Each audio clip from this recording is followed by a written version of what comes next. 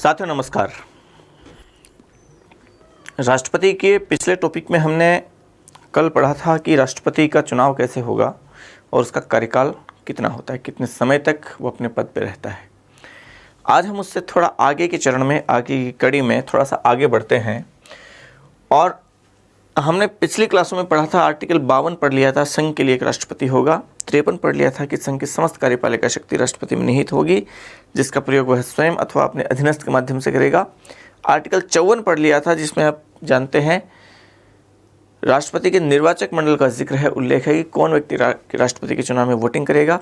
55 में राष्ट्रपति के चुनाव की प्रोसेस दे रखी है, चुनाव की बात है कि किस तरीके से उसका निर्वाचन होगा। आर्टिकल 56 उसके कार्यकाल की बात करता है। यहाँ तक हमने पढ़ लिया था। आगे का एक बिंदु हम लेते हैं और वो बिंदु देखें, वो है पुनर्निर्वाचन की पात्रता।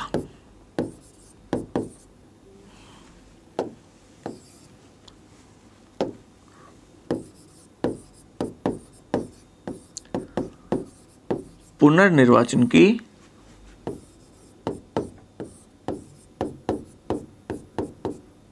पात्रता, और ये प्रावधान है आर्टिकल 57 में, अनुच्छेद 57। क्या कहता है अनुच्छेद 57, वो देखें। आर्टिकल 57 का कहना यह है, केवल एक लाइन लिखी गई और उसमें लिखा गया कि राष्ट्रपति पुनर्निर्वाचन का पात्र होगा। पुनर्निर्वाचन का पात्र होगा का मतलब यह है कि यदि कोई व्यक्ति राष्ट्रपति है और यदि वो फिर से राष्ट्रपति का चुनाव लड़ना चाहता है, फिर से राष्ट्रपति बनना चाहता है, तो वो पात्र है। तो एक प्रश्न सामान्यतः पूछा जाता है कि राष्ट्रपति कितने कार्यकाल तक, भारत का राष्ट्रपति कितने कार्यकाल तक राष्ट्रपति पद धारण कर सकता है। तो कई लोग कंफ्यूज हो जाते हैं अमेरिका के संविधान में राष्ट्रपति को लेकर, क्योंकि अमेरिका के राष्ट्रपति के लिए है कि वो 2 कार्यकाल पूरे कर सकता है, 2 कार्यकाल के लिए ही अधिकतम वो राष्ट्रपति बन सकता है। हालांकि मूल संविधान में, अमेरिका के मूल संविधान में ऐसा नहीं था। 1951 में एक अमेंडमेंट किया गया था और उस अमेंडमेंट में ये प्रावधान किया गया, 22वां संविधान संशोधन था, जिसमें किया गया है कि कोई राष्ट्रपति अधिकतम 2 कार्यकाल तक ही राष्ट्रपति पद ग्रहण कर सकता है। लेकिन भारत के राष्ट्रपति में के लिए ऐसा कोई प्रावधान नहीं है, कोई सीमा संविधान नहीं लगाता। स्पष्ट रूप से आर्टिकल 57 कहता है कि उसके ऊपर कोई सीमा नहीं है, पुनर्निर्वाचन का पात्र होगा। मतलब ये कि भारत का राष्ट्रपति कितने भी कार्यकाल तक राष्ट्रपति बना रह सकता है यदि वो चुना जाता है, कोई सीमा नहीं तय की गई। तो यहाँ खास बात, ध्यान रखें इस बात को। तो यहाँ लेकिन एक बात और भी ध्यान रखें, सीमा नहीं है, लेकिन भारत में अब तक केवल एक ही राष्ट्रपति ऐसे हुए हैं जो 2 कार्यकाल के लिए राष्ट्रपति चुने गए, 2 कार्यकाल तक उन्होंने राष्ट्रपति पद ग्रहण किया। उसके बाद आप जानते हैं, डॉक्टर राजेंद्र प्रसाद की बात कर रहा हूँ मैं, 1952 से लेकर 1962 तक वो राष्ट्रपति पद पर रहे। उसके बाद से ये परंपरा रही भारत में कि कोई व्यक्ति एक बार राष्ट्रपति बनने के बाद वो दोबारा राष्ट्रपति पद, उसके लिए चुनाव ही नहीं लड़ता है। एक स्वस्थ परंपरा है, लेकिन संविधान में ऐसी कोई बाध्यता नहीं है। तो लिखें आप इसमें आर्टिकल पुनर्निर्वाचन की पात्रता, अनुच्छेद 57, पेन कॉपी उठाइए, लिखें। एक लाइन लिखें इसमें सीधे तौर पे कि राष्ट्रपति पुनर्निर्वाचन के लिए पात्र होगा। राष्ट्रपति पुनर्निर्वाचन के लिए पात्र होगा। लिखें अगली पंक्ति में, अर्थात भारत के राष्ट्रपति के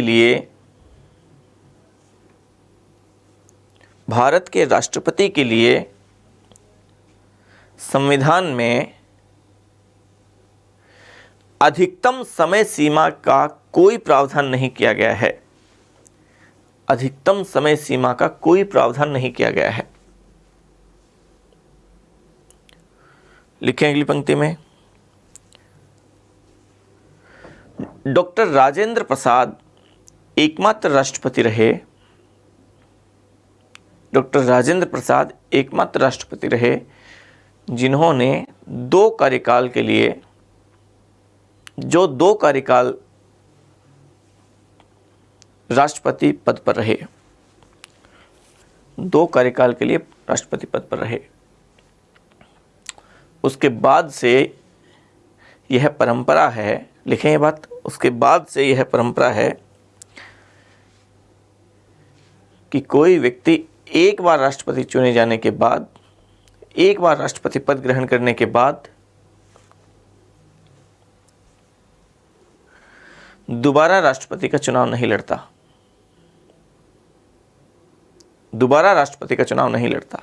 हालांकि लिखे आगे, हालांकि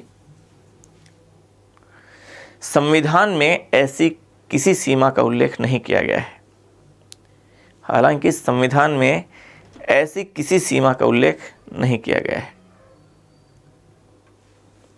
चलिए देखिए आगे आर्टिकल 57 के बाद आगे हम पढ़ते हैं आर्टिकल 58। हम योग्यता पढ़ ही चुके हैं, तो अब तक जो आर्टिकल्स हैं उनको देखिए, एक बार वीडियो पॉज करके एक बार याद कीजिए। पहले आर्टिकल्स 52 याद कीजिए, 53 याद कीजिए, 54 याद कीजिए, 55 याद कीजिए, 56 याद कीजिए, 57 याद कीजिए और 58 याद कीजिए। कौन कौन से आर्टिकल में क्या क्या है वो आप आराम से बता देंगे, इसमें कोई आपकी दिक्कत होगी नहीं। फिर भी यदि आपकी कोई दिक्कत है तो एक बार फिर से अपने रजिस्ट्री को उठाइए, उस आर्टिकल को पढ़ें उसमें क्या है, फिर आप आंख बंद करके वापस उन आर्टिकल्स को याद करें, आपकी समस्या का समाधान हो जाएगा। ऐसे ही हम धीरे धीरे क्रमिक रूप से आगे बढ़ेंगे तो आर्टिकल्स याद हो जाएंगे आपके।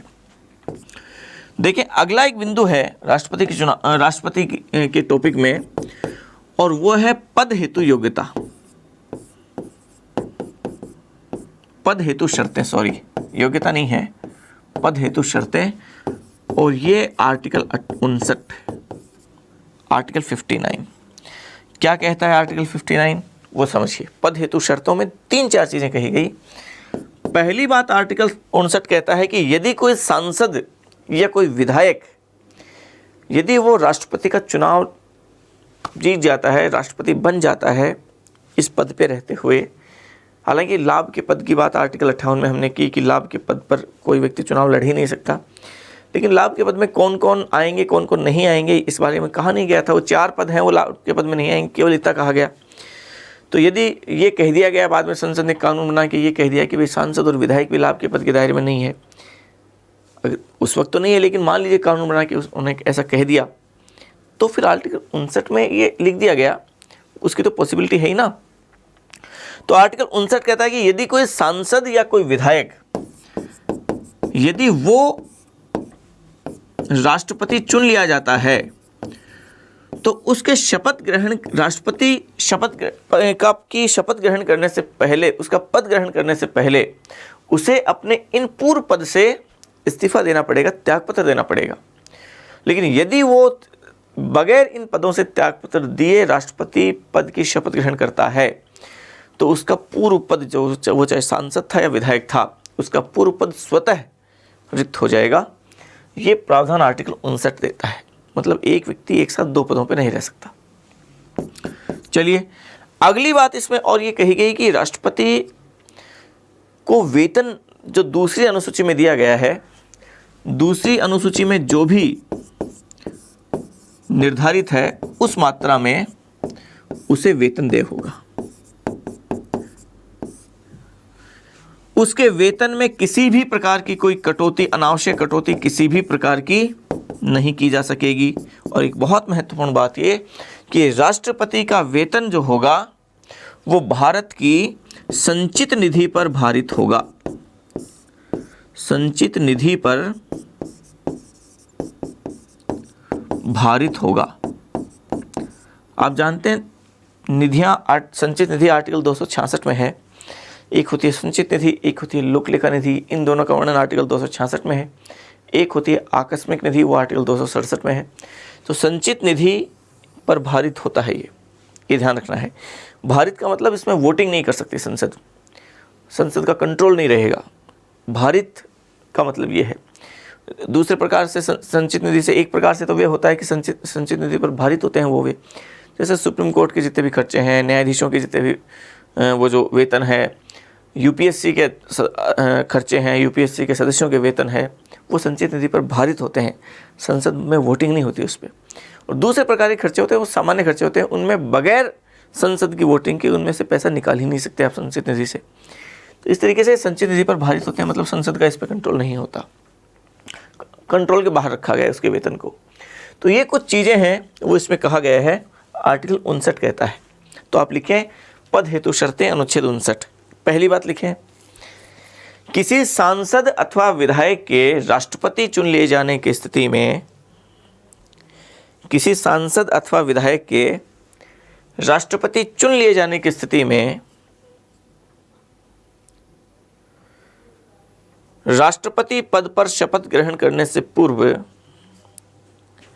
राष्ट्रपति पद पर शपथ ग्रहण करने से पूर्व उसे अपने पूर्व पद से त्यागपत्र देना होगा। उसे अपने पूर्व पद से त्यागपत्र देना होगा, अन्यथा उसका पूर्व पद स्वतः रिक्त हो जाएगा।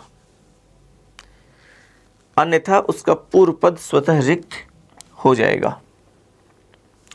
फिर लिखें अगला बिंदु, लिखें राष्ट्रपति को दूसरी अनुसूची में निर्धारित मात्रा के अनुसार वेतन देय होगा।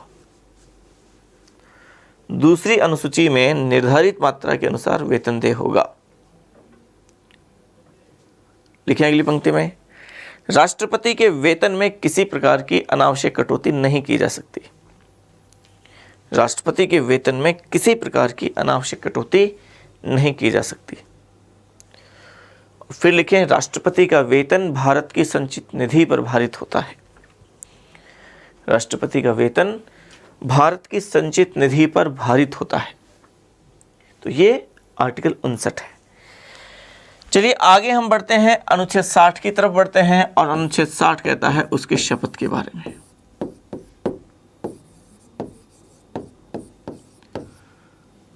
आर्टिकल 60 और अनुच्छेद 60 क्या कहता है? आर्टिकल 60 ने कहा कि राष्ट्रपति को शपथ कौन दिलाएगा। दो तीन बातें हैं। एक तो राष्ट्रपति किसके समक्ष शपथ ग्रहण करेगा। आर्टिकल 60 कहता है कि ये राष्ट्रपति शपथ ग्रहण करेगा सर्वोच्च न्यायालय के मुख्य न्यायाधीश के समक्ष। Chief justice of India, Bharat के मुख्य न्यायाधीश के समक्ष ये शपथ ग्रहण करेगा। और मान लीजिए इस भारत का मुख्य न्यायाधीश उस समय नहीं है तो वो वरिष्ठतम न्यायाधीश उसे शपथ दिलाएगा। पहली बात। दूसरी बात ये कि एक बहुत महत्वपूर्ण बात है, शपथ जब आप शब्द सुनते हैं तब आपको अनुसूचियों का ध्यान आता होगा। अनुसूचियाँ हमारे यहाँ मूल संविधान में 8 थी, हमने पहले चर्चा की थी, और वर्तमान में वो 12 हैं। उन अनुसूचियों में से एक तीसरी अनुसूची है, 3rd नंबर की अनुसूची, शेड्यूल। उस 3rd शेड्यूल में क्या है? शपथ का प्रारूप दे रखा है। और एक खास बात ध्यान रखनी है कि उस 3rd शेड्यूल में तीसरी अनुसूची में 3 पदों की शपथ का प्रारूप नहीं है। प्रारूप का मतलब ये फॉर्मेट कि वो शपथ किस फॉर्मेट में लेगा, कि मैं शपथ ग्रहण करता हूँ कि मैं ये करूँगा, मैं ये करूँगा या ये नहीं करूँगा। ये जो शपथ ग्रहण करने का जो फॉर्मेट है ना, प्रारूप है, वो तीसरी अनुसूची में दे रखा है। मंत्रियों का दे रखा है, राज्य सरकार के मंत्रियों का दे रखा है, सांसदों का दे रखा है, विधायकों का दे रखा है, नियंत्रक महालेखा परीक्षक का उसमें दे रखा है, न्यायाधीश का दे रखा है। वो जो फॉर्मेट है शपथ का वो वहाँ पे दिया हुआ होता है। तो वो राष्ट्रपति के शपथ का फॉर्मेट, वो जो प्रारूप, वो तीसरी अनुसूची में नहीं है। और तीसरी अनुसूची में 3 पदों का नहीं है, राष्ट्रपति, उपराष्ट्रपति और राज्यपाल। इन 3 पदों की शपथ का प्रारूप तीसरी अनुसूची में नहीं है। तो राष्ट्रपति की शपथ का प्रारूप तो आर्टिकल 60 में यही दिया हुआ है, उपराष्ट्रपति का आर्टिकल 69 69 में है, और राज्यपाल का 159 159 में है। ये ध्यान रखना है। तो आर्टिकल 60 में ही उसका प्रारूप दे रखा है। ठीक है, ये थोड़ा सा आपको खास बात ध्यान रखनी है। लिखें आप। अच्छा, ये संविधान के संरक्षण की शपथ लेता है, संविधान के परिरक्षण की शपथ लेता है, लेकिन संविधान का संरक्षक कौन है? यदि ये प्रश्न आया कि संविधान का संरक्षक कौन है, शपथ तो ये लेता है संविधान के संरक्षण की, लेकिन संविधान का संरक्षक, कस्टोडियन ऑफ इंडियन कॉन्स्टिट्यूशन, अगर ये प्रश्न आता है कि संविधान का संरक्षक कौन होता है, वो सुप्रीम कोर्ट होता है। क्योंकि वो किसी ऐसे कानून को इस शक्ति के तहत निरस्त कर देता है जो संविधान का उल्लंघन करता है। संविधान के विरोध में बनने वाले जितने भी कानून हैं उनको समाप्त कर देता है। इस तरीके से वो संविधान को बचाता है, संरक्षण करता है उसका। तो संरक्षक सुप्रीम कोर्ट है। तो लिखें आप शपथ अनुच्छेद 60 लिखें। राष्ट्रपति भारत के मुख्य न्यायाधीश, राष्ट्रपति भारत के मुख्य न्यायाधीश अथवा उसकी अनुपस्थिति में वरिष्ठतम न्यायाधीश के समक्ष शपथ ग्रहण करता है। शपथ ग्रहण करता है। लिखें अगली पंक्ति में, राष्ट्रपति की शपथ का प्रारूप तीसरी अनुसूची में नहीं दिया गया है। ये खास बात ध्यान रखनी है, तीसरी अनुसूची में नहीं दिया गया है, बल्कि यह प्रारूप अनुच्छेद 60 में ही दिया गया है। यह प्रारूप अनुच्छेद 60 में ही दिया गया है। देखिए, जैसे मान लीजिए, एक बात समझा देता हूं आपको। जैसे सांसद है, संसद के सदस्य, चाहे वो लोकसभा के हैं चाहे राज्यसभा के हैं, उनकी शपथ के बारे में आर्टिकल 99 कहता है, 99 कहता है, अनुच्छेद 99।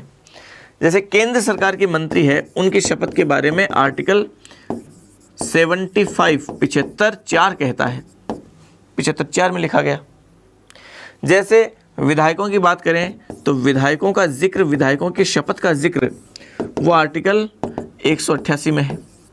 जैसे राज्य सरकार के जो मंत्री हैं, ये तो है केंद्र वाले और ये हैं राज्य वाले, तो राज्य सरकार के मंत्री हैं, उनकी शपथ वो आर्टिकल 164(3) में है। अलग अलग आर्टिकल्स हैं जिनमें उनकी शपथ का जिक्र है। तो असल में इन आर्टिकल्स में शपथ का प्रारूप नहीं दे रखा है। आर्टिकल 99 तो केवल ये कहता है कि सांसद है, उसे शपथ कौन दिलाएगा, केवल इतनी बात। मंत्रियों को शपथ कौन दिलाएगा, विधायकों को शपथ कौन दिलाएगा, ये 188 में कहा गया। 164(3) में है कि राज्य सरकार के मंत्री हैं, वो शपथ किसके समक्ष ग्रहण करेंगे, ये कहा गया। लेकिन वो कैसे शपथ ग्रहण करेंगे, उसका जो प्रारूप है, उसकी जो डिजाइन है, फॉर्मेट है, वो इन सब का दे रखा है तीसरी अनुसूची में, तीसरी अनुसूची में। जबकि राष्ट्रपति की शपथ के लिए कौन दिलाएगा, ये भी आर्टिकल 60 में कहा गया, और वो कैसे लेगा शपथ, उसका प्रारूप क्या होगा, उसका फॉर्मेट क्या होगा, ये भी आर्टिकल 60 में है। ठीक ऐसे ही उपराष्ट्रपति का 169 में है, राज्यपाल का 159 में है। ठीक है, चलिए, ये हुई शपथ। आगे बढ़ते हैं। आर्टिकल 60 पूरा हुआ। एक बहुत महत्वपूर्ण बिंदु आगे हम शुरू कर रहे हैं, वो है महाभियोग। राष्ट्रपति को पद से हटाना, समय से पहले पद से हटाना। अगर वो अपनी मर्जी से हटता है, वो त्यागपत्र है। अगर उसे हटाने की एक विशेष प्रोसेस चलाई जाती है, वो है महाभियोग। समझिए इसको, क्या है महाभियोग। महाभियोग के लिए इंग्लिश में एक शब्द है, पहले तो आप इस इंग्लिश के इस शब्द को ध्यान रखें, इम्पीचमेंट। इसे इम्पीचमेंट कहते हैं। इम्पीचमेंट का मतलब महाभियोग। शुरुआती बात में तो आप ये समझिए कि महाभियोग, इम्पीचमेंट शब्द का यूज पूरे संविधान में केवल एक ही जगह किया गया है, और वो किया गया है राष्ट्रपति के लिए। केवल एक ही व्यक्ति के लिए किया गया, और वो है राष्ट्रपति के लिए। इम्पीचमेंट का शब्द का प्रयोग राष्ट्रपति के अलावा अन्य किसी भी व्यक्ति के लिए नहीं किया गया है, केवल राष्ट्रपति के लिए। अक्सर अखबारों में भी, पत्रिकाओं में भी, या कुछ किताबों में भी, या कुछ प्रश्न पत्रों में भी महाभियोग शब्द का प्रयोग न्यायाधीश के लिए कर लिया जाता है। लेकिन ध्यान खास तौर पे ये रखना है कि संविधान में, कॉन्स्टिट्यूशन में महाभियोग शब्द का प्रयोग न्यायाधीशों के लिए नहीं किया गया है, राष्ट्रपति के अलावा किसी के लिए नहीं किया गया है। उन सब के लिए, राष्ट्रपति के अलावा जितने पद हैं, उन सब के लिए पद से हटाने के लिए जो वो शब्द का यूज़ किया गया, वो रिमूवल शब्द है, पद से हटाना शब्द है। महाभियोग इम्पीचमेंट शब्द नहीं है, लेकिन कॉमनली इसको यूज़ कर लिया जाता है, खासतौर से न्यायाधीशों के लिए। चलिए आगे, दूसरी बात आप ये समझिए कि न्यायाधीशों को पद से हटाने के लिए जो महाभियोग की जो प्रोसेस है, वो कैसे होती है, वो तो आगे की बात है। लेकिन ये कितने कारण से लाया जा सकता है, महाभियोग लाए जाने के कारण क्या होगा, किस वजह से लाया जा सकता है, केवल एक ही वजह से, और वह है संवैधानिक कदाचार। संवैधानिक कदाचार का सीधा सा मतलब आप समझिए, संविधान का उल्लंघन। संविधान का उल्लंघन। यदि यह मामला आ गया कि राष्ट्रपति ने किसी मामले में संविधान का उल्लंघन किया है, तो फिर उस मामले पर उसके विरुद्ध ऐसा प्रस्ताव लाया जा सकता है। ऐसा प्रस्ताव कहाँ लाया जाएगा, कैसे लाया जाएगा, कैसे पारित होगा, उस पूरी प्रोसेस को बहुत महत्वपूर्ण समझ लीजिए आप। राष्ट्रपति के विरुद्ध इस एक वजह से महाभियोग का प्रस्ताव, संसद के 2 सदन होते हैं, राज्यसभा और लोकसभा, उन दोनों में से किसी भी एक सदन में ला सकते हैं। ध्यान रखना, किसी भी एक सदन में, वो लोकसभा में भी पहले आ सकता है, वो राज्यसभा में भी पहले आ सकता है, किसी भी एक सदन में आ सकता है। इसका मतलब ये सदन लोकसभा भी हो सकता है, ये सदन राज्यसभा भी हो सकता है। जिस भी एक सदन में ये प्रस्ताव आया उसमें भी लाने की एक प्रोसेस है। इस सदन में ऐसा प्रस्ताव वो उस सदन के 1/4 सदस्यों के समर्थन से ही लाया जा सकता है। कम से कम 1/4 सदस्यों के समर्थन से लाया जा सकेगा। ये ध्यान रखें आप। अगर लोकसभा है तो लोकसभा के कम से कम 1/4 सदस्यों का समर्थन जरूरी है उस प्रस्ताव को लाने के लिए, और राज्यसभा में ला रहे हैं तो राज्यसभा के सदस्यों का 1/4 कम से कम 1/4 सदस्यों के समर्थन से ही ऐसा प्रस्ताव आएगा। और एक बात और ध्यान रखें कि इस प्रस्ताव को पेश कब किया जा सकता है। पहले यह प्रस्ताव राष्ट्रपति के समक्ष ले जाया जाएगा, राष्ट्रपति को इसको सूचना दी जाएगी कि आपके विरुद्ध ऐसा प्रस्ताव ला रहे हैं हम। जिस दिन उसको सूचना दी उसके 14 दिन बाद ही ला सकते हैं। मतलब ये कि 14 दिन की पूर्व सूचना के बेस पे ही, 14 दिन की पूर्व सूचना के आधार पर ही हम ऐसा प्रस्ताव वो संसद के किसी भी एक सदन में ला सकते हैं। समझ पा रहे हैं आप? इस एक सदन में वो प्रस्ताव आया, वो राज्यसभा भी हो सकती है, लोकसभा भी हो सकती है।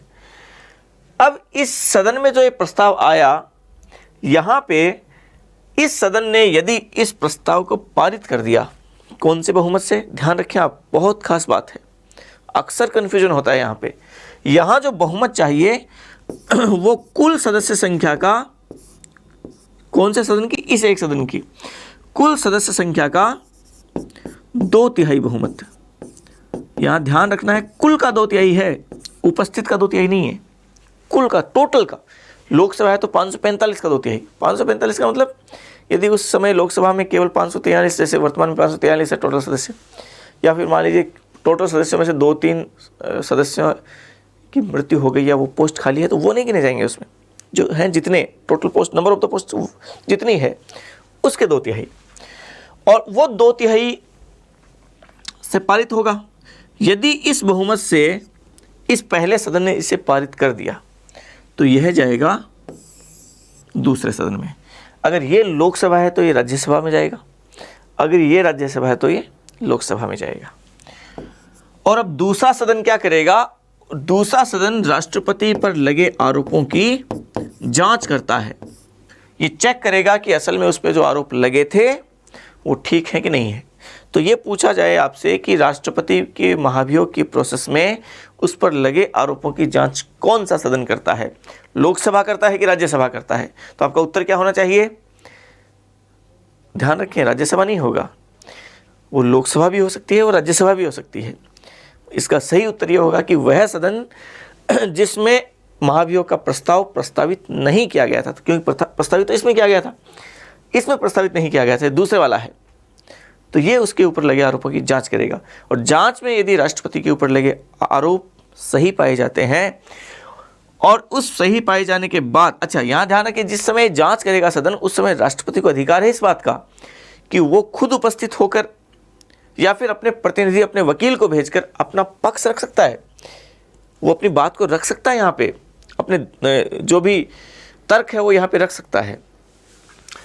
और इसके बाद यदि उसको दोषी पाया गया, यदि वो दूसरा सदन भी इसी बहुमत से, कुल के 2/3 बहुमत से, इस सदन का 2/3 बहुमत कुल का, यदि इसने भी उसी बहुमत से इसे पारित कर दिया, तो ऐसी स्थिति में राष्ट्रपति अपने पद से मुक्त हो जाता है, राष्ट्रपति पद से हट जाएगा। ये ध्यान रखें आप। हालांकि भारत में अब तक ऐसी परिस्थिति एक बार भी नहीं आई है कि राष्ट्रपति को ऐसा हटना पड़ा, बल्कि भारत में तो किसी भी राष्ट्रपति के विरुद्ध महाभियोग का प्रस्ताव लाया ही नहीं गया है, क्योंकि राष्ट्रपतियों की छवि भारत में लगभग सभी राष्ट्रपतियों की छवि बहुत बेहतर रही है, और ऐसी परिस्थिति आज तक कभी नहीं आई है। तो ये पूरी प्रोसेस है, पूरी प्रोसेस समझ लीजिए एक बार वापस। इस महाभियोग शब्द का प्रयोग केवल राष्ट्रपति के लिए किया गया पूरे संविधान में। केवल एक कारण से ऐसा प्रस्ताव लाया जा सकता है, संविधान का उल्लंघन, संवैधानिक कदाचार। किसी भी सदन में ला सकते हैं 14 दिन की पूर्व सूचना के आधार पर, और उस सदन के कम से कम 1/4 सदस्यों के समर्थन से। जिस सदन में उसे लाए उस सदन ने यदि उसे अपनी कुल सदस्य संख्या के 2/3 बहुमत से उसे पारित कर दिया तो वो दूसरे सदन में जाएगा। दूसरा सदन उस पर लगे आरोपों की जांच करता है। दोषी पाया गया यदि राष्ट्रपति, दूसरे सदन ने भी अपनी कुल सदस्य संख्या की 2/3 बहुमत से यदि इसे पारित कर दिया तो राष्ट्रपति पद से मुक्त हो जाता है, पद से हट जाता है। ये पूरी प्रोसेस है महाभियोग की। तो यहाँ इसमें जो सबसे महत्वपूर्ण बात पूरी प्रोसेस में है वो ये है सदन की कुल सदस्य संख्या का 2/3। इसे विशेष बहुमत मत समझना, विशेष बहुमत अलग बात है। विशेष बहुमत का मतलब होता है उसमें 2 शर्तें होती है, सदन की कुल सदस्य संख्या का बहुमत और उपस्थित एवं मतदान करने वाले सदस्यों का 2/3 बहुमत। उस प्रोसेस से न्यायाधीश हटते हैं, न्यायाधीश को विशेष बहुमत से हटाया जाता है, जबकि राष्ट्रपति कुल का 2/3 बहुमत से हटता है। ये प्रोसेस ज़्यादा कठिन है बजाय न्यायाधीश को पद से हटाने की, ये बहुमत ज़्यादा कठिन होता है, ये ध्यान रखना है। चलिए लिखें आप महाभियोग अनुच्छेद 61। अनुच्छेद 61 महाभियोग कोष्टक में लिख लीजिए इम्पीचमेंट। लिखें संविधान में महाभियोग शब्द का प्रयोग, संविधान में महाभियोग शब्द का प्रयोग केवल राष्ट्रपति के लिए ही किया गया है, केवल राष्ट्रपति के लिए ही किया गया है, राष्ट्रपति के लिए ही किया गया है, किसी अन्य पद के लिए नहीं, किसी अन्य पद के लिए नहीं। लिखिए अगली पंक्ति में, राष्ट्रपति के विरुद्ध महाभियोग का ऐसा प्रस्ताव, राष्ट्रपति के विरुद्ध महाभियोग का ऐसा प्रस्ताव केवल एक कारण से ही लाया जा सकता है, केवल एक कारण से ही लाया जा सकता है। डैश करके लिखें संवैधानिक कदाचार, संवैधानिक कदाचार अर्थात संविधान का उल्लंघन। लिखना है इस बात को, अर्थात संविधान का उल्लंघन। लिखें आगे अगली पंक्ति में लिखें ऐसा प्रस्ताव, ऐसा प्रस्ताव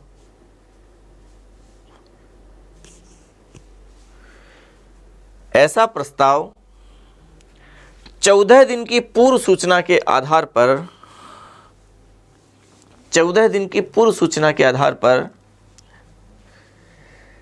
सदन के कम से कम 1/4 सदस्यों के समर्थन से, सदन के कम से कम 1/4 सदस्यों के समर्थन से संसद के किसी भी सदन में लाया जा सकता है, संसद के किसी भी सदन में लाया जा सकता है, किसी भी सदन में लाया जा सकता है। फिर लिखें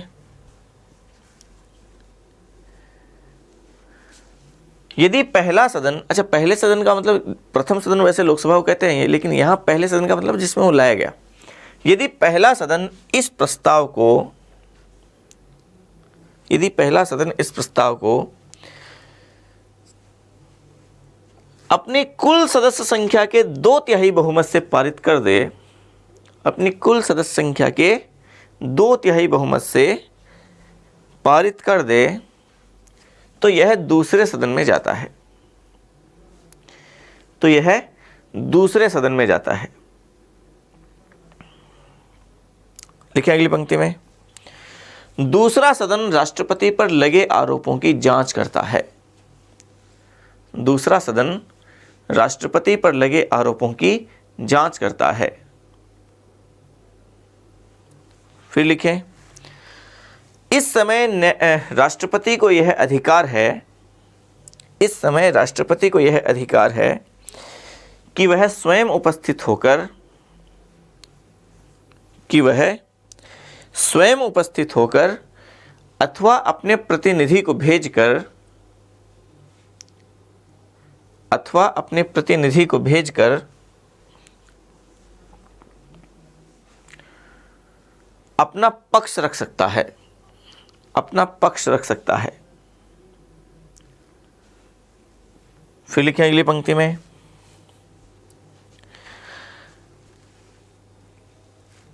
जांच में दोषी पाए जाने की दशा में, जांच में दोषी पाए जाने की दशा में यदि दूसरा सदन भी अपनी कुल सदस्य संख्या के 2/3 बहुमत से, अपनी कुल सदस्य संख्या के 2/3 बहुमत से इस प्रस्ताव को पारित कर दे,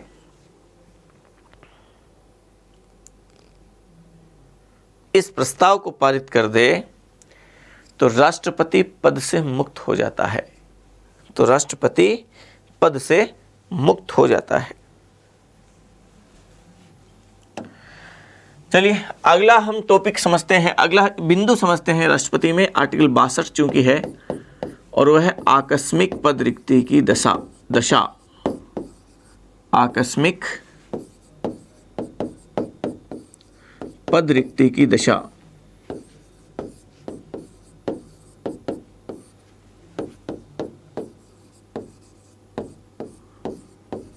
अनुच्छेद 62।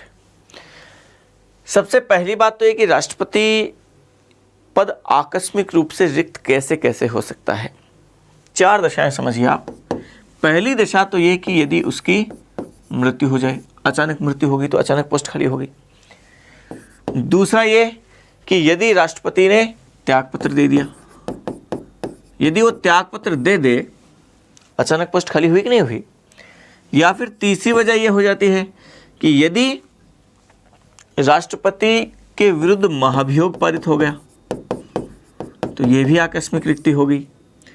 और चौथा ये कि यदि राष्ट्रपति का चुनाव वो क्या पाया गया, यदि सुप्रीम कोर्ट में वो अवैध पाया गया, यदि ये पाया गया कि वो चुनाव अवैध है, तो वो भी क्या हो जाएगा, पोस्ट खाली हो जाएगी, रिक्त हो जाएगी। ये हम आर्टिकल 71 में पढ़ेंगे इस बात को। तो इस तरीके से आकस्मिक पद रिक्ति की दशा इन 4 स्थितियों में हो जाती है, पद खाली हो जाता है। तो आर्टिकल 62 कहता है कि इन चारों दशाओं में यदि राष्ट्रपति का पद हुआ रिक्त, पद हुआ खाली, तो ऐसी स्थिति में इस पद रिक्ति की तिथि से, जिस दिन ये पद खाली हुआ, इस पद रिक्ति की तिथि से इस 6 माह की अवधि में क्या होगा, नए राष्ट्रपति का निर्वाचन होना जरूरी है।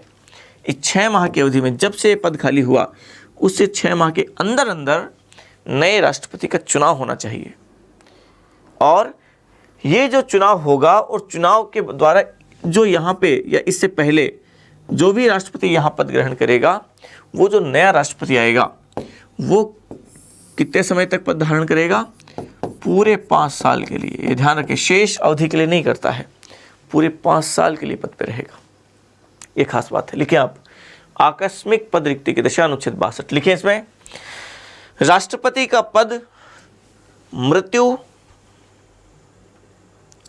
त्यागपत्र,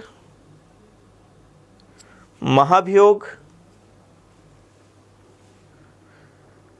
अथवा उसका चुनाव अवैध पाए जाने की स्थिति में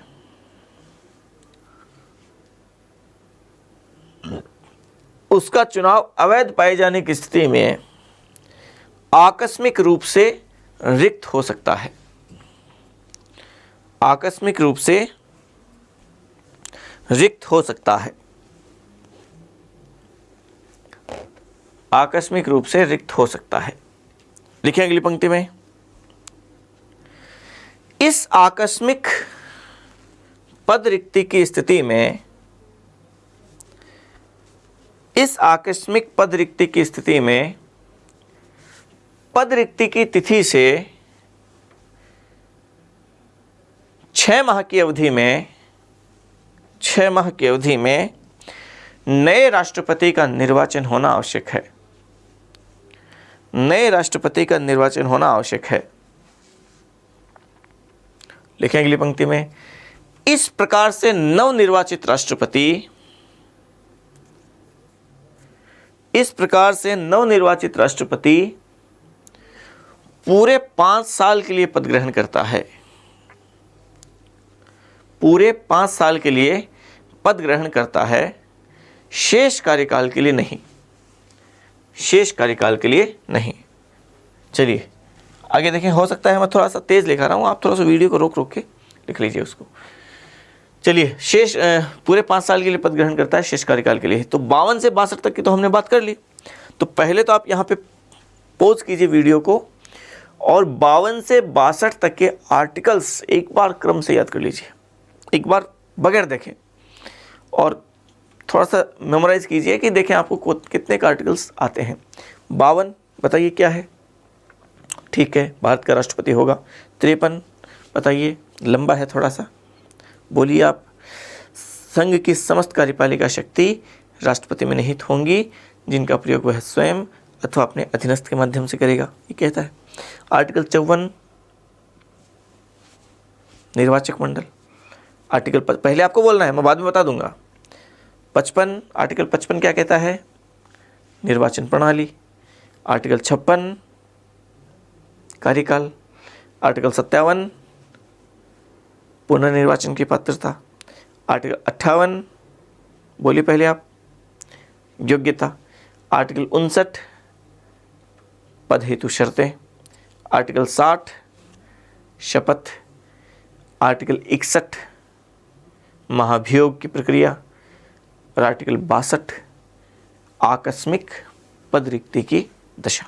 ठीक है, आर्टिकल 52 से 62 तक के आर्टिकल। अब यहाँ से हमें कुछ चीज़ें और यहाँ समझने होंगी। 2 आर्टिकल्स यहाँ पे खास तौर से समझने होंगे, वो थोड़ा सा और समझिए आप, बल्कि 3 आर्टिकल्स यहाँ से समझने होंगे आपको। पहले तो एक आर्टिकल यहाँ पे समझिए, अनुच्छेद 65। इसको पढ़े बगैर तो हम आगे बढ़ेंगे नहीं।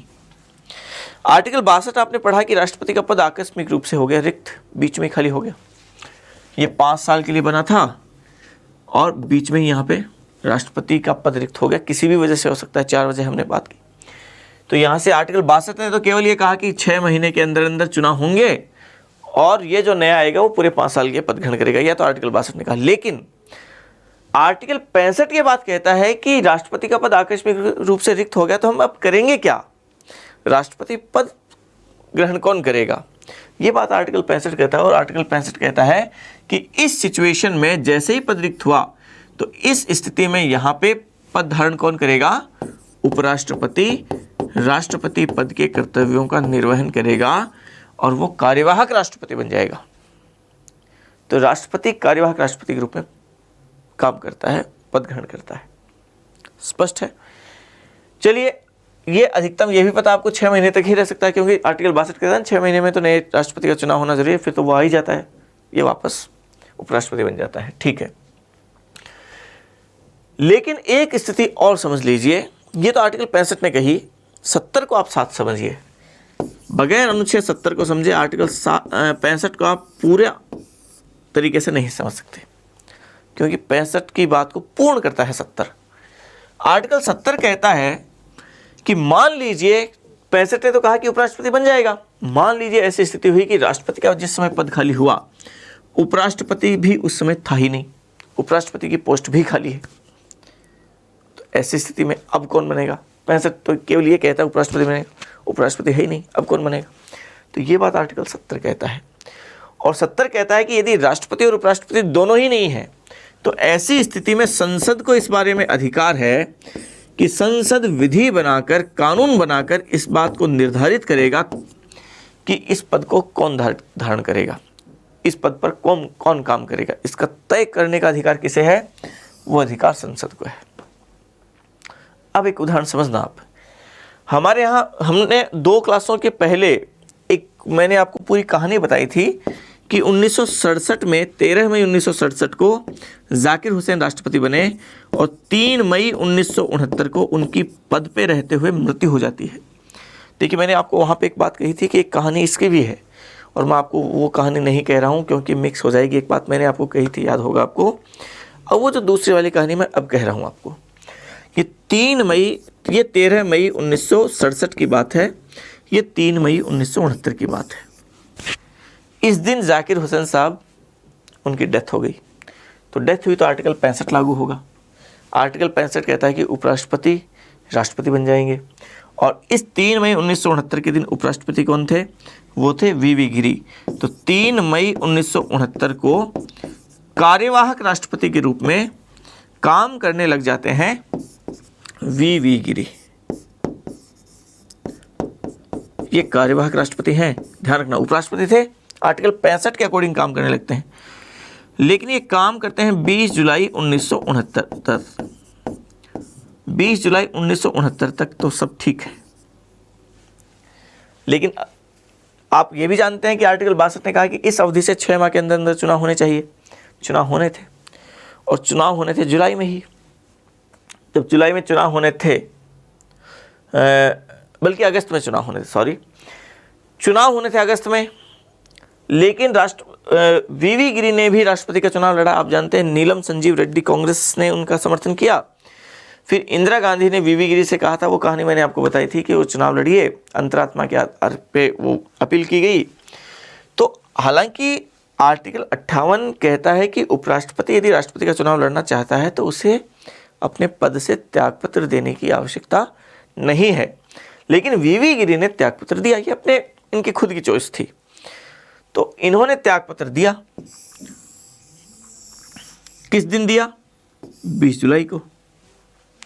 अब देखिए, जाकिर हुसैन राष्ट्रपति थे, वीवी गिरी उपराष्ट्रपति थे। समझना इस पूरी कहानी को। जाकिर हुसैन की मृत्यु हुई 3 मई 1969 को, पोस्ट हो गई खाली, लेकिन उपराष्ट्रपति पोस्ट पे वीवी गिरी थे, तो ये कार्यवाहक राष्ट्रपति बन गए। ठीक है, तो ये पोस्ट हो गई खाली, ये भर गई।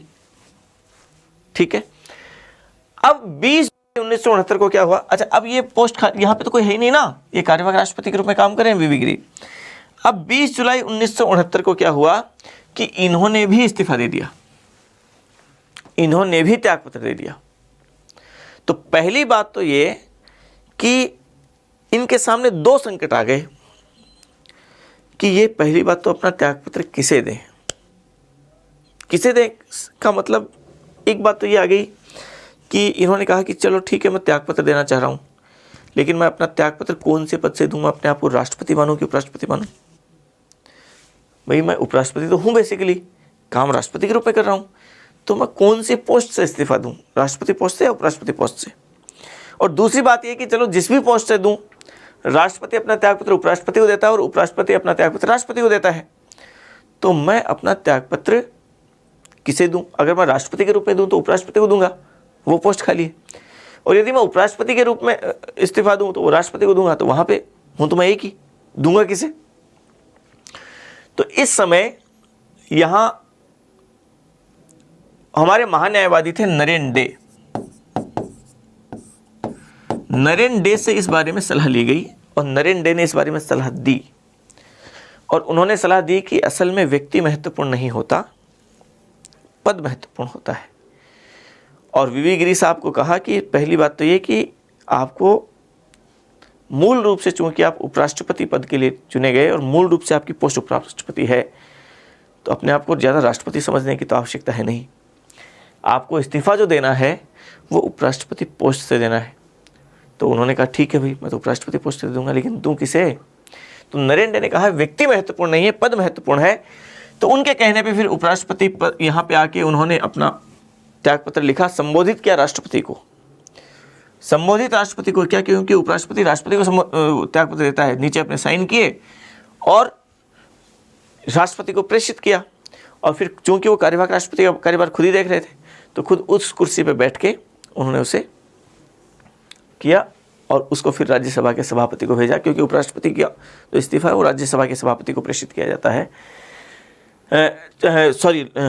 उपराष्ट्रपति का जो इस्तीफा है वो राष्ट्रपति को दे दिया जाता है। राष्ट्रपति ने इसे यहाँ से लिया और उपसभापति को प्रेषित करता है। सॉरी, सभापति तो वो खुद है ही, राज्यसभा के उपसभापति को वो प्रेषित कर दिया जाता है। चलिए ठीक है। एक बड़ी दिक्कत और यहाँ पे आई, और वो जो बड़ी दिक्कत एक और ये थी कि अब ये दिक्कत आई कि चलिए ठीक है, इस्तीफे वाली बात तो छोटी सी है, ज़्यादा खास बात नहीं है, लेकिन राष्ट्रपति की पोस्ट खाली है तो उपराष्ट्रपति बनेगा, वो बन गए थे।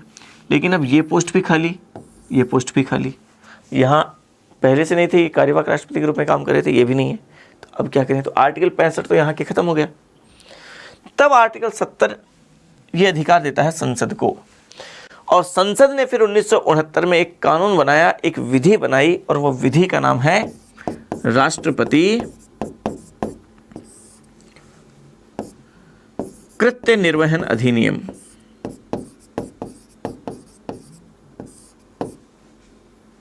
कृत्य निर्वहन अधिनियम 1969।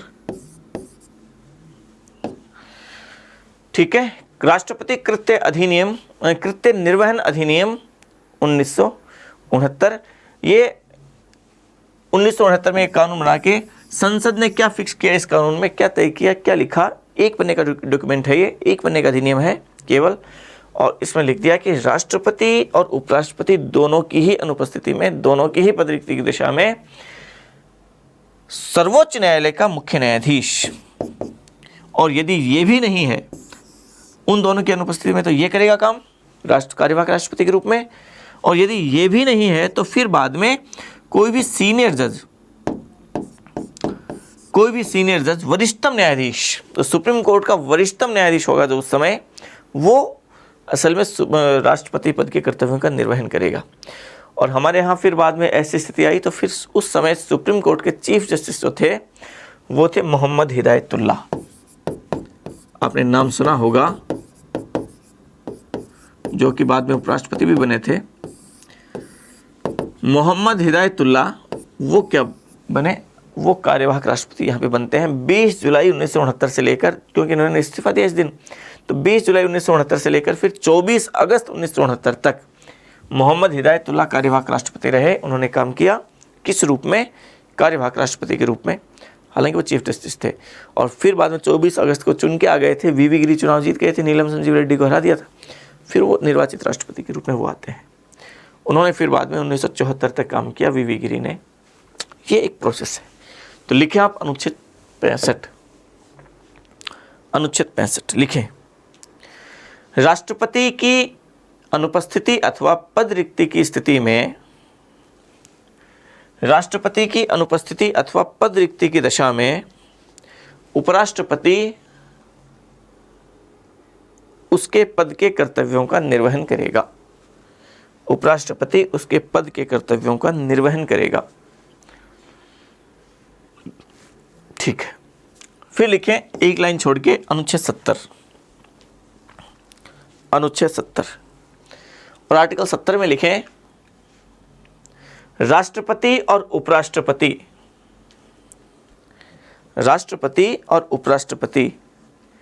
दोनों की ही पदरिक्ति अथवा अनुपस्थिति की दशा में, राष्ट्रपति पद के कर्तव्यों का निर्वहन कौन करेगा, राष्ट्रपति पद के कर्तव्यों का निर्वहन कौन करेगा, इसका निर्धारण संसद विधि बनाकर करेगी। इसका निर्धारण संसद विधि बनाकर करेगी या विधि द्वारा करेगी, संसद विधि बनाकर करेगी। ठीक है, लिखें अगली पंक्ति में, संसद ने 1969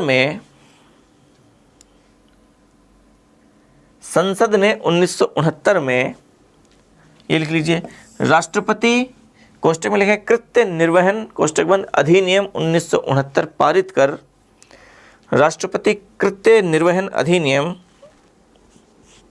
1969 पारित कर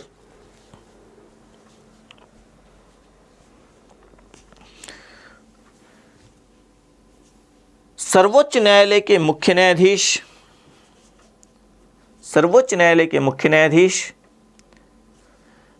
अथवा उसकी भी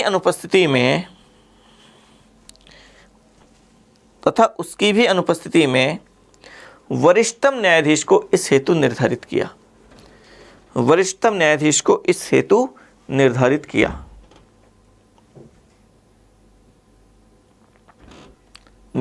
किया। लिखें आगे अगली पंक्ति में, नोट करके लिखें, मोहम्मद हिदायतुल्लाह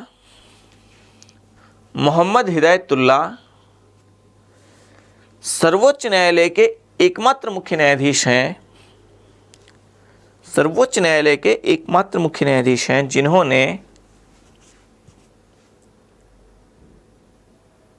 जिन्होंने राष्ट्रपति पद के कर्तव्यों का निर्वहन किया। राष्ट्रपति पद के कर्तव्यों का निर्वहन किया। चलिए ठीक, आगे एक आर्टिकल और पढ़ते हैं हम, और वह है अनुच्छेद 71।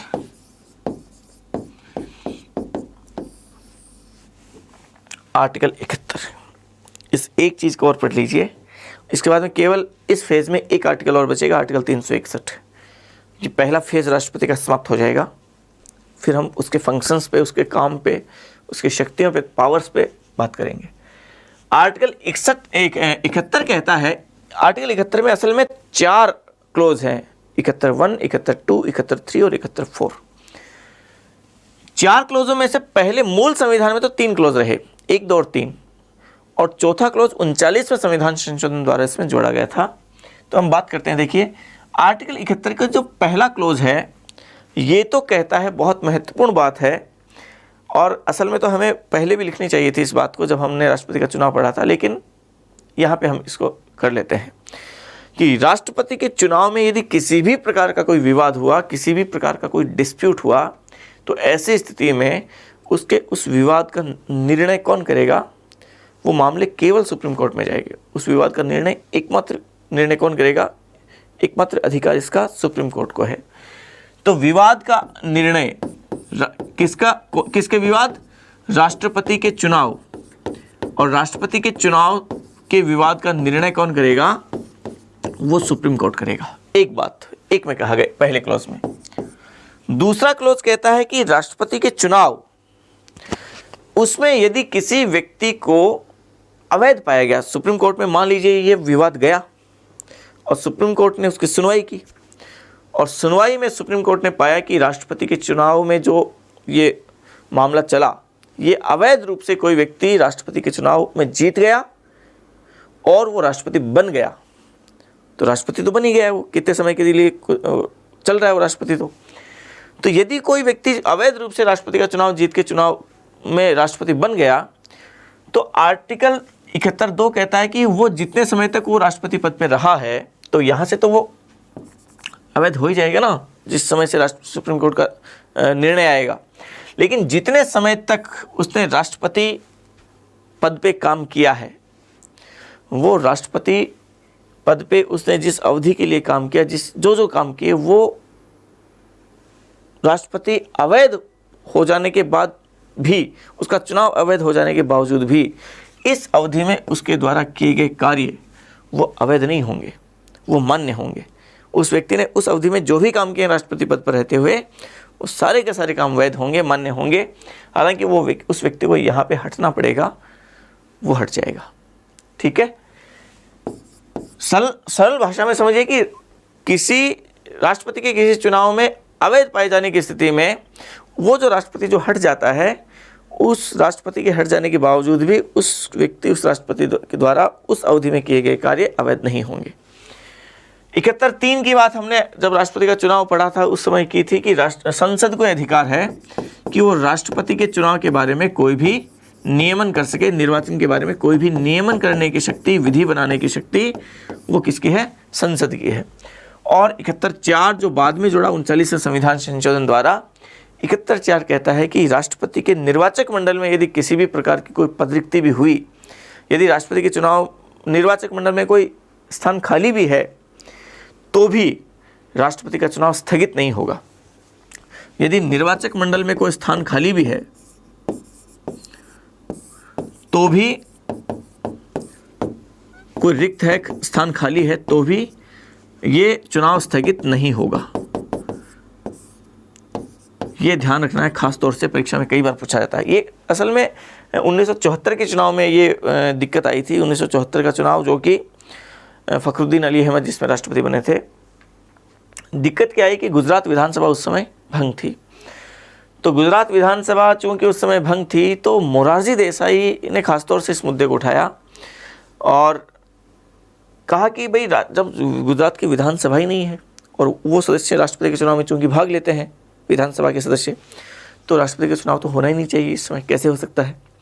तो इस बारे में आपको पता होगा, राष्ट्रपति के पास एक पावर है आर्टिकल 143, और इसके तहत वो सुप्रीम कोर्ट से क्या ले सकता है, राय ले सकता है, कोई भी सलाह ले सकता है आर्टिकल 143 के तहत। अब तक सुप्रीम कोर्ट ने 15 मामलों में, कुल 15 मामलों में राष्ट्रपति को सलाह दी है। टोटल 15 मामले हैं अब तक। ये छठा मामला था, 1974 का मामला जो था, ये छठा मामला था जब राष्ट्रपति को सुप्रीम कोर्ट ने सलाह दी इस मामले में कि असल में राष्ट्रपति के चुनाव में कोई भी स्थान रिक्त होने की स्थिति में, कोई विधानसभा भंग है या कोई सदस्य उसकी पोस्ट खाली है, उसने त्यागपत्र दे दिया, तो ऐसी स्थिति में राष्ट्रपति का चुनाव स्थगित होगा कि नहीं होगा। तो सुप्रीम कोर्ट ने माना कि असल में राष्ट्रपति का चुनाव स्थगित नहीं होगा, ये उसने जजमेंट दिया, और इस बेस पे फिर 1974 के चुनाव भी हो गए।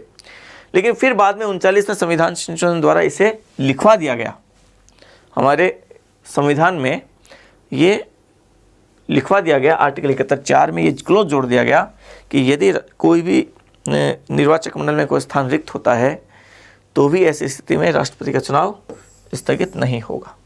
ठीक है, तो लिखें आप अनुच्छेद 71। अनुच्छेद 71 में 1 नंबर लगा के लिखें, राष्ट्रपति के निर्वाचन में किसी भी प्रकार के विवाद का निर्णय सर्वोच्च न्यायालय करेगा। किसी भी प्रकार के विवाद का निर्णय सर्वोच्च न्यायालय करेगा। 2 नंबर लगाएं, लिखें, राष्ट्रपति का चुनाव अवैध पाए जाने की दशा में, राष्ट्रपति का चुनाव अवैध पाए जाने की दशा में उस व्यक्ति द्वारा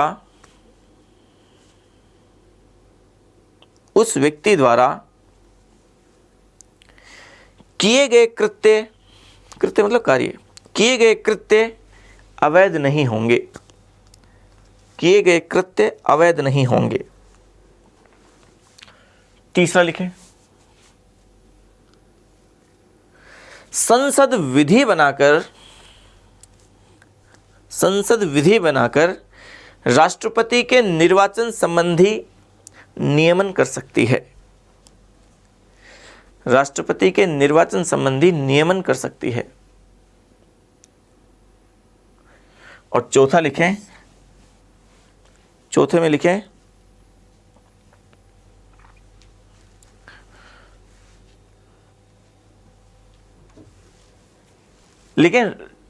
राष्ट्रपति के निर्वाचक मंडल में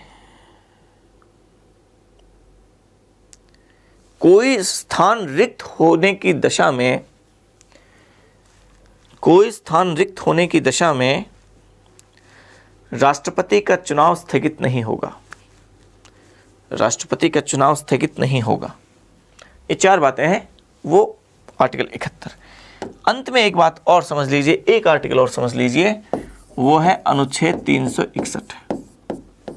हमने पहली क्लास में पढ़ा था, राष्ट्रपति जब शुरू किया था, कि आर्टिकल 361 में क्या है, याद होगा शायद आपको। आर्टिकल 361 राष्ट्रपति के विशेषाधिकारों की बात करता है। राष्ट्रपति के विशेषाधिकार,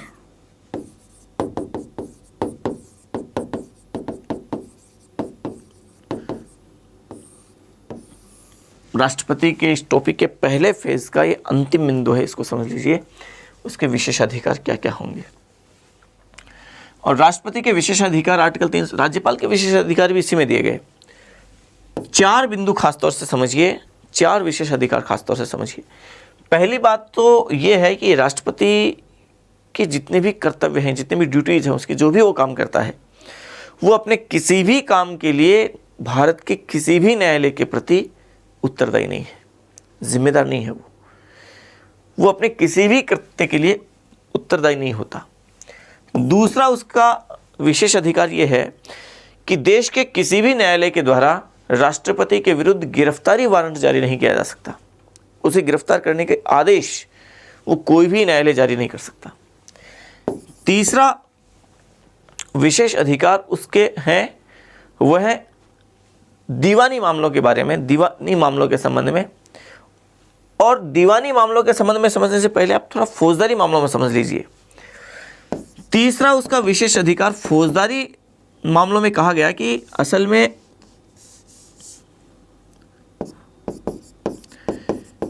फौजदारी मामलों में कोई भी मामला राष्ट्रपति के विरुद्ध किसी न्यायालय में लाया ही नहीं जा सकता। राष्ट्रपति के विरुद्ध देश के किसी भी न्यायालय में फौजदारी मामला तो लाया ही नहीं जा सकता। अच्छा, दो प्रकार के मामले होते हैं, दीवानी मामले और फौजदारी मामले, ये तो आप जानते होंगे।